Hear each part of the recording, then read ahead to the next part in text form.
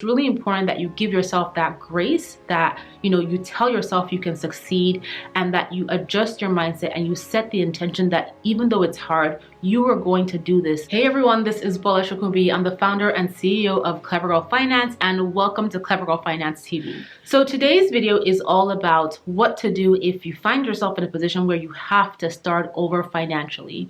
And 2020 was a really difficult year for so many people, and many people are finding that they're having to start over financially because they lost their jobs, because they took on more debt, etc. And so if you are starting over financially, I'm going to be sharing some key tips to help you create a plan and get started. So let's get into it. So the first thing you need to do if you're starting over is get your money mindset right and set the intention that you are going to succeed.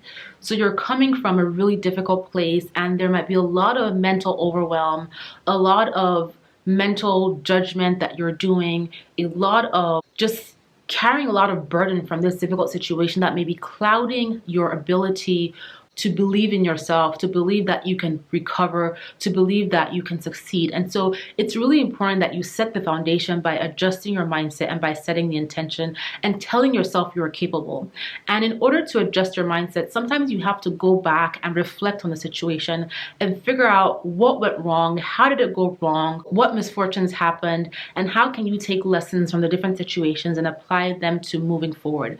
But it's really important that you give yourself that grace, that you tell yourself you can succeed, and that you adjust your mindset and you set the intention that even though it's hard, you are going to do this. This is so key to being able to achieve your financial goals, being able to recover, being able to start afresh, because as you go down this path to starting over, it's not going to be smooth sailing all the time. Things may get difficult again. Roadblocks may come up. You may stumble. And just having that intention, having the right mindset is what's going to help you to power through future difficult situations. And so the first thing you want to do is make sure that you have your mindset ready and that you set the intention to succeed, because you truly can.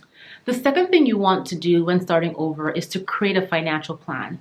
And this is as simple as making a list of things that you want to accomplish, starting with your financial goals. And your financial goals should be things that are specific, measurable, and have a timeline associated. That's really important. The second part of creating your financial plan is making sure that you have a plan to pay off your debt.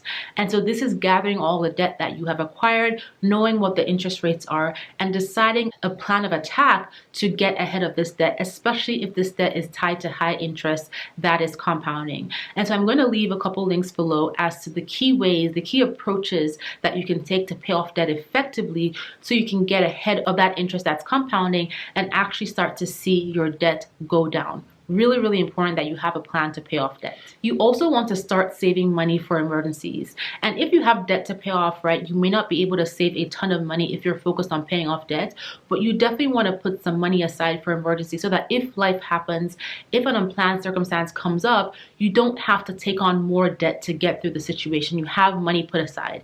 And so an amount like $1,000 or $1,500 is a good starting point, because this amount can cover the most basic emergencies. And so in order to save, right, you want to make a plan and build that savings into your budget, where you can contribute money to this savings account every time you get paid or each time money comes in. You also want to get on a budget as part of your financial plan. And this is you telling your money what to do. This is you laying out all of your expenses. And as you create your budget, look for opportunities to cut back, to see what areas you can save or maybe completely eliminate from your budget, so that you can put that money that you are able to find in your budget towards saving or towards paying down debt. Another key thing you want to focus on doing if you're starting over is to live below your means.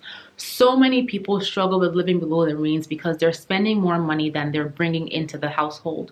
But it's really important to be intentional about living below your means, and your budget will definitely help you do this. But ways to live below your means include becoming a savvy shopper, looking for ways to spend less than what you plan to spend. For for example, with grocery shopping or with buying items that your kids need, etc., looking for the items on sale based on what you want to buy and trying to find ways to save there. Another way to live below your means is to really look and reflect back on your previous spending. How are you spending your money? Even those small amounts that you think don't matter can actually add up to a big deal. And so looking at these areas and identifying if there's potential areas to cut back can be helpful when it comes to living below your means. There's also no shame in living frugally. Living frugally means you're being intentional about your spending. It's not about being cheap, it's about being intentional. That's what living frugal means. And so think about ways that you can live frugally in order to keep your living below your means, especially in this space while you are recovering. So you've set your mindset, you've created your financial goals, you've created a budget, you have a plan to live below your means.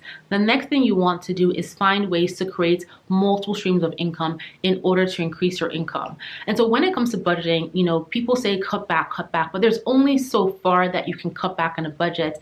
And to be honest, it's not really aspirational to just focus on cutting back on your budget. You want to think about ways to bring in more money, to earn more money so that you can accelerate your timeline to recovery and accelerate your timeline to achieving your goals. So can you get a part-time job, a better paying job? Can you ask for a raise at your company? Can you sell things in your home? These are all things that you want to consider. Can you start a side hustle? These are all things that you want to consider as to how you can create multiple streams of income and increase your income so that you can accelerate being able to accomplish your goals and just achieve the financial wellness that you desire as you start over. And as you get your footing with starting over with your financial recovery, you also want to think about building long-term wealth. It's not just about recovering and being able to survive and get by. You want to build wealth for yourself. You want to live a good life. You want your children to have a good life. And so start thinking about investing. Investing is how you put your money to work for you. Investing is how you grow your money, especially over the long term. And by investing, you can take advantage of the power of time and compounding. Super, super important. And so once you have your plans laid out, you then want to start thinking about how can I start investing consistently over time so that I can start to build long-term wealth. And you can invest in the stock market, in real estate, in business. There are many different ways to invest in each of these different categories as well. And so find the ones that are of most interest to you and make sure you dedicate the time to learn how they work, do your research, and understand your risk tolerance. And so when it comes to starting over, it's totally possible, but it's all about having a plan so that you can do it successfully and so that you can position yourself where you minimize the potential that you ever get back to that low point again, right? So like I said, it's about creating a plan, adjusting your mindset, budgeting, creating plans to increase your income, living below your means, investing. These are all the key things you want to focus on as you start over. And don't be discouraged. Life sometimes happens. Things happen beyond our control, but you can totally recover. So I hope you have found this video useful. If you have, please subscribe to this channel, tell your best girlfriends about Clever Girl Finance, and stop by clevergirlfinance.com. We have a ton of resources to support you if you are starting over. We have over 30 plus free courses. We have over 40 plus free worksheets. And when you sign up for a course, you can schedule time to talk to a Clever Girl Finance mentor for motivation, for guidance, or for a simple girlfriend's chat. So thank you guys so much for tuning in, and I will talk to you in the next video.